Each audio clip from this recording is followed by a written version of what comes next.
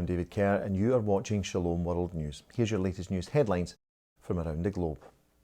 Pope Francis has written a new encyclical on the topic of fraternity and social friendship. Entitled Fratelli Tutti, Italian for Brothers All, the letter to the Universal Church was signed on Saturday by the Holy Father at the tomb of Saint Francis of Assisi in the Italian province of Umbria. It was then published the following day, which was the feast of Saint Francis. Within the pages of the 43,000-word document, the Holy Father states that the COVID-19 pandemic has proven the failure of the world to work together during a crisis. Thus, he calls for more human fraternity, solidarity, and a rejection of war. Fratelli Tutti is the present Holy Father's third encyclical. Meanwhile, Pope Francis has also paved the way for a housebound Italian woman who died in 1997 to advance one step closer to sainthood. Gaetana Tolomeo was born in 1936 in the southern city of Catanzaro. She was confined to bed or a chair throughout her life due to a progressive paralysis. She offered her sufferings, though, for the conversion of sinners. Gaetana also was a regular guest on her local radio station, Radio Maria, where she would share her love of Christ with listeners, and especially with families in need, prostitutes, and those with addictions. Now, Pope Francis has recognised a miracle attributed to the heavenly intercession of Gaetana. Thus, she will now be declared blessed. At the same time, the Holy Father has also advanced the cause of canonization for 2 Spanish nuns who founded religious orders and for 4 martyrs of the Spanish Civil War. They are Father Francesco Castorsoyo Lopez and his 3 companions, who were members of the Secular Association of Diocesan Worker Priests. Each were killed by anti-Catholic forces in Spain between 1936 and 1938. All 4 will now be declared blessed.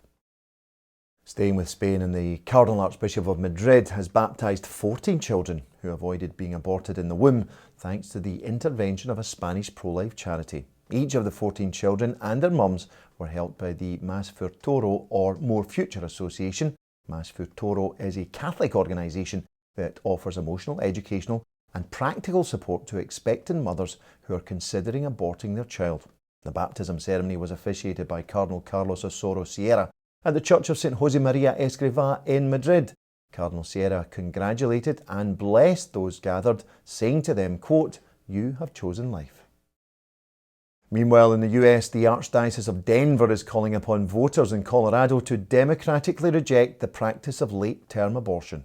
On November the 3rd, Coloradans will be asked to vote upon ballot Proposition 115. It aims to outlaw abortions after 22 weeks of pregnancy. This week witnessed the Auxiliary Bishop Jorge Rodriguez celebrate Holy Mass in both English and Spanish outside a Planned Parenthood centre in Denver as part of the pro-life 40 Days for Life campaign.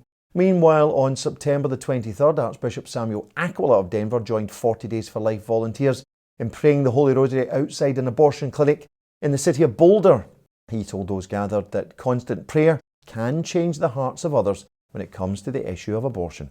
Colorado is one of only 7 states in the US with no legal restrictions on the gestational age at which a child in the womb receives the protection of the law, thus allowing unborn children in Colorado to be legally killed up until birth. The 2020 Ratzinger Prize for Theology has been won by the Australian theologian Tracy Rowland and the French philosopher Jean-Luc Marion, sometimes referred to as the Nobel Prize for Theology. The Ratzinger Prize was established by Pope Benedict XVI in 2010. It's awarded to 2 individuals each year, regardless of their religious denomination, although both winners this year are Catholic. Professor Tracy Rowland holds the St. John Paul II Chair of Theology at the University of Notre Dame in Australia. She's also an honorary fellow at Camping College in Sydney and a member of the Church's International Theological Commission. Meanwhile, 74-year-old Professor Jean-Luc Marion splits his time between the United States, where he is a professor at the University of Chicago Divinity School, and the French capital of Paris, where he teaches at both the Sorbonne University and the Institut Catholique. He's also a member of the Académie Française, an exclusive group of 40 French intellectuals known as the Immortals. The Ratzinger Prize for Theology is organised by the Vatican's Joseph Ratzinger Benedict XVI Foundation. The annual award includes prize money worth $125,000. The Holy Rosary is a sweet chain which unites us to God and a bond of love which unites us to the angels. That's the opinion of Archbishop Anthony Fisher of Sydney in Australia. Archbishop Fisher was commenting as a statue of the nation's patron saint, Our Lady Help of Christians, set off on pilgrimage across 31 parishes within his diocese. Upon arrival in each parish, the local Catholic community will pray the Holy Rosary. The pilgrimage will continue across the month of October, which is traditionally associated with the praying of the Holy Rosary.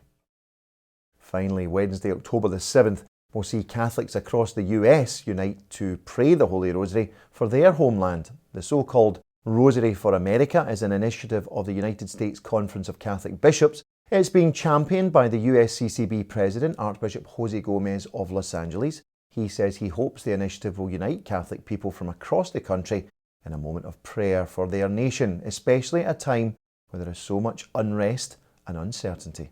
In every age, says Archbishop Gomez, Mary's maternal care is an expression of God's providence, his plan of love for history and for every soul. Both Archbishop Gomez and other bishops from around the United States will lead the Rosary for America via the Facebook pages of the Archdiocese of LA and the Facebook page of the USCCB. That's at 3 p.m. Eastern Time. Ave Maria. Well, that's all for now. Do join me next time for some more headlines from around the globe. Until then, may God bless you. Shalom.